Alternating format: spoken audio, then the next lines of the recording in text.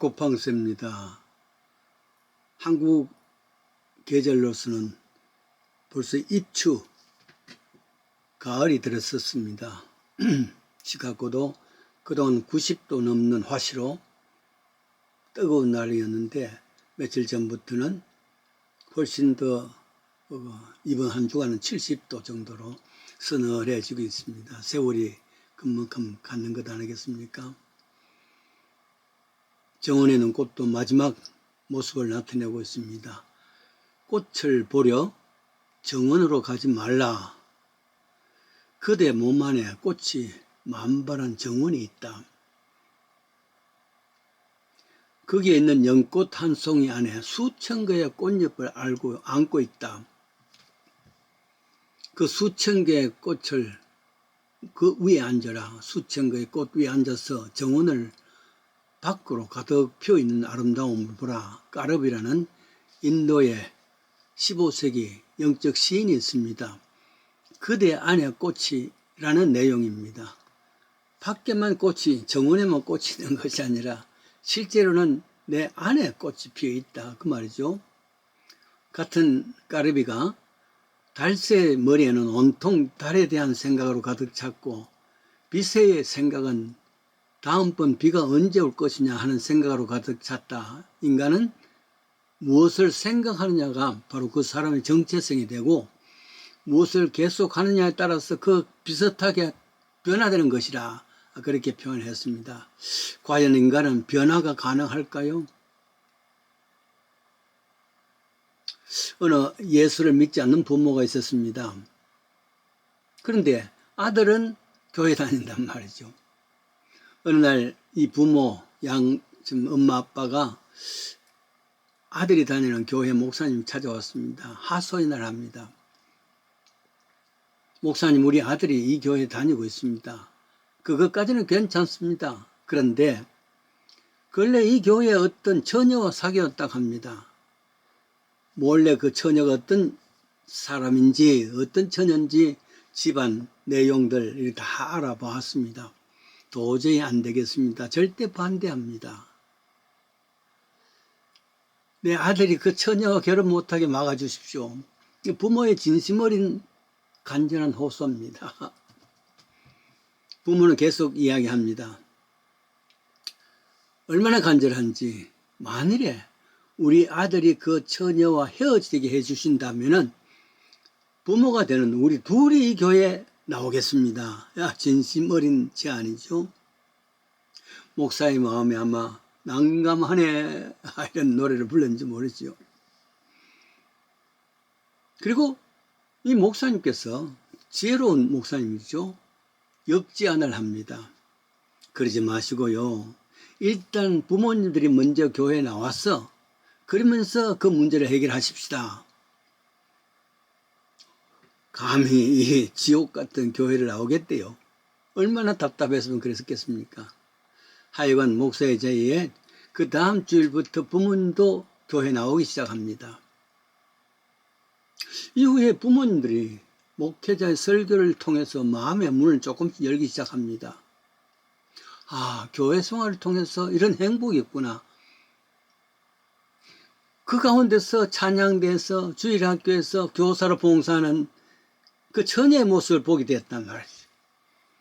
어른들을 깍듯이 존경하고 또 어른들로부터 칭찬받는 그런 참 내용들을 읽어보면서 아하, 육신의 기준으로만 보던 그 눈이 영적 기준으로 보기 시작했단 말이죠. 그래서 마음을 열고 진심으로 처녀를 며느리로 맞이합니다. 완강하던 그 부부가 이토록 부드러워졌습니다.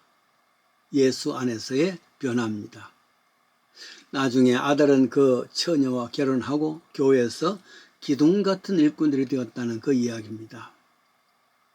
이게 기적이지요. 이게 은혜지요. 생각이 바뀌면은 기적이 일어나는 것입니다.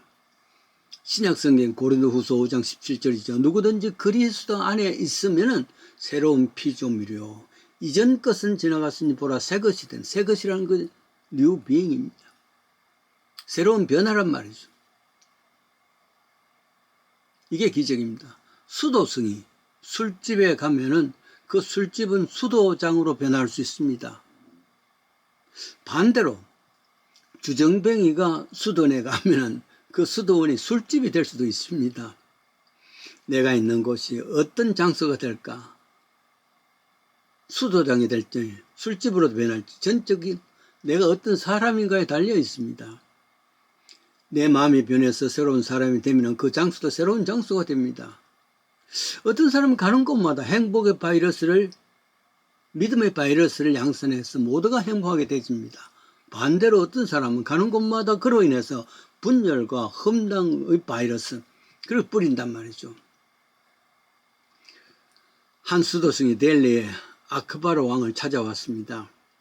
왕이 기도 시간이라 그러면서 한참 기다렸단 말이죠. 기도 시간이 끝나고 난 뒤에야 그 왕이 이 수도승을 만날 수 있었습니다. 인사 후에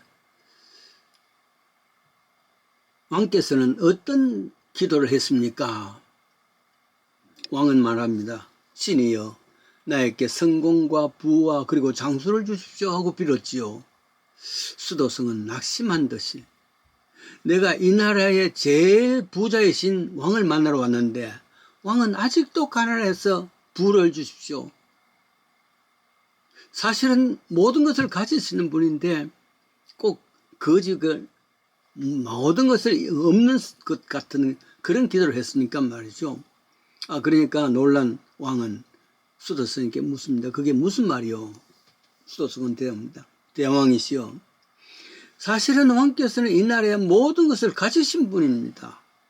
그런데 거지같이 자꾸 달라면 어떻겠습니까? 이미 성공과 부와 장수라는 것을 다 가졌었는데 차라리 이럴 때에 어려운 백성들을 위해서 보다 더 큰 기도 제목이 있지 않습니까? 백성들의 안위와 그리고 평안 이런 것을 기도할 수 있지 않습니까?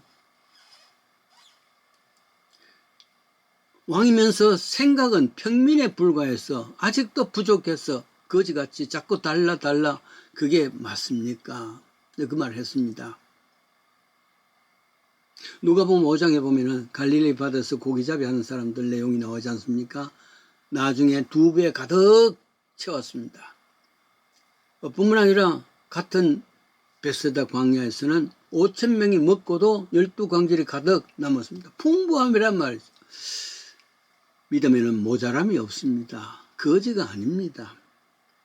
주일날까지 하나님 이거 주십시오 저거 주십시오 아닙니다. 주일날은 하나님을 나와서 예배 드리면서 감사합니다. 이 예배를 우리의 예배를 받아주십시오 하고 드리는 것이지 주일날까지 이거 주십시오 저거 주십시오 할 수는 없는 거지요. 인도의 벵갈 제사의 검언 중에 이런 말이 있답니다. 사람이 단순하지 못하면은 단순한 존재이신 하나님을 인식할 수가 없다. 깊은 말입니다.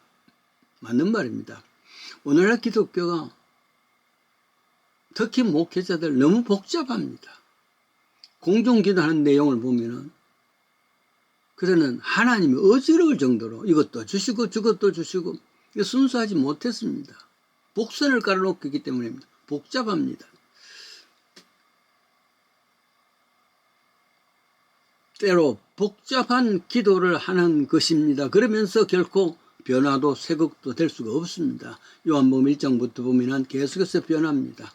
어부가 변해서 하나님 일꾼이 되죠. 물이 변해서 포도주가 되죠. 육신의 기준이 변해서 영적인 사람으로 바뀌어주죠. 마지막에는 죽음이 바뀌어서 부활이 됩니다. 이게 변화란 말이죠. 내 마음의 생각에 따라 내가 무엇을 믿느냐에 따라서 바뀌어지는 것입니다. 여기 있는 전화기라든지 마이크라든지 이런 것은 변화가 없습니다. 왜냐하면 죽은 것이기 때문에. 생명이 있으면 변화가 있단 말이죠. 그렇습니다. 성경은 작은 것에서부터 그 믿음이 점점 자라서 큰 것으로 변하는 변화 이야기입니다. 작년보다 올해보다 내년이 더 큰 하나님의 그릇으로 사용될 수 있다면 변화한 겁니다. 그렇지 않냐면 변화가 없는 것은 죽은 것이라 내 믿음이 변화가 되는 살아있는 믿음인지 죽은 믿음인지 스스로 진단할 수가 있습니다. 오직 자기만이 자기를 알 수가 있습니다. 복된 삶 되기를 원합니다.